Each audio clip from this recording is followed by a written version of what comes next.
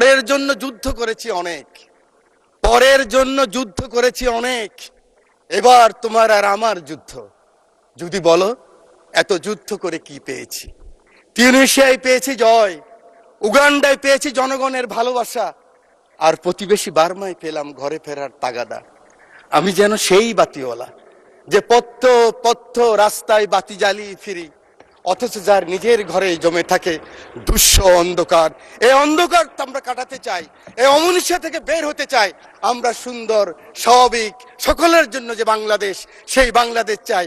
আমি বলতে চাই এই চ্যালেঞ্জ আবার আসবে, ষড়যন্ত্র বন্ধ হয় নাই। আমরা কে কত বড় হব, কোথায় যাব, কি নিব, কি হব, সেটা বড় কথা নয়। বড় কথা হলো এই চ্যালেঞ্জ গ্রহণ করতে হবে। মাননীয় স্পিকার, আপনার মাধ্যমে পুরো হাউসকে জানাতে চাই, চিন্তা করেন তো, কথার সাথে বলতো জামাত শিবির, কথার সাথে বলতো জামাত বিএনপি, একসাথেই তো আমরা। আমার হাতে তো এখনো রক্তের দাগ নিয়ে লেগে আছে। এই মতিঝিলে 19 দিন ছিলাম রিমান্ডের মধ্যে। কেন আমরা ছোট করার চেষ্টা করতেছি? আমি বিশ্বাস করি আমার নেতা ছুটে গেলেন একটু আগে, আমার সেই ভাই এখন আছেন, আমার নেতা তারেক রহমান ছুটে গেলেন, ওখানে গেলেন, দেখলেন। সাথে সাথে আমি মনে করি আগামী দিনের রাজনীতির জন্য সংসদের বিরোধী দলের নেতা আপনিও ছুটে যাওয়া উচিত ছিল। আমি জানি না আমার কথা কিভাবে নেবেন, যে মাননীয় সংসদ নেতা, আমি শুনেছি, আমি উপস্থিত ছিলাম, কারণ ওনার পিছনে আমি ছিলাম, আপনি গিয়েছেন, উনি বলেছেন আপনার কিছু প্রয়োজন লাগলেও আমাকে বলবেন। এভাবেই রাজনীতিটাকে আমরা এগিয়ে নিতে হবে। বাংলাদেশের মানুষের আকাঙ্ক্ষা এই রাজনীতি, মানুষ আর এই হিংসা প্রতিহিংসা আর দেখতে চায় না। বক্তব্য আমি শেষ করছি। যাওয়ার আগে দ্বিতীয় বিশ্বযুদ্ধের একজন সৈনিক, আমরা জানেন আমরা কিন্তু উইলস্টন যে চার্চিলের পক্ষে, মিত্রশক্তির পক্ষে যুদ্ধ করেছিলাম, এবং আমরা কিন্তু বাঙালিরা সবসময় এরকম ছিলাম।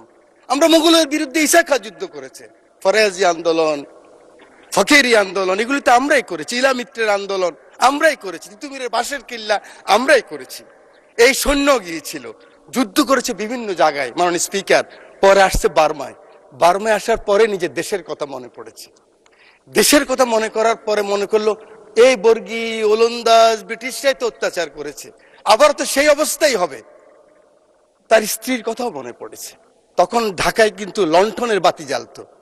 তো তিনি বলেছেন পরের জন্য যুদ্ধ করেছি অনেক, পরের জন্য যুদ্ধ করেছি অনেক, এবার তোমার আর আমার যুদ্ধ।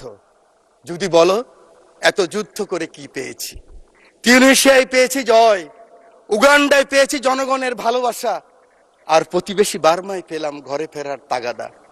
আমি যেন সেই বাতিওয়ালা যে পথ্য পথ্য রাস্তায় বাতি জ্বালিয়ে ফিরি, অথচ যার নিজের ঘরে জমে থাকে দুঃস্ব অন্ধকার। এই অন্ধকার আমরা কাটাতে চাই, এই অমনুষ্য থেকে বের হতে চাই। আমরা সুন্দর স্বাভাবিক সকলের জন্য যে বাংলাদেশ, সেই বাংলাদেশ চাই।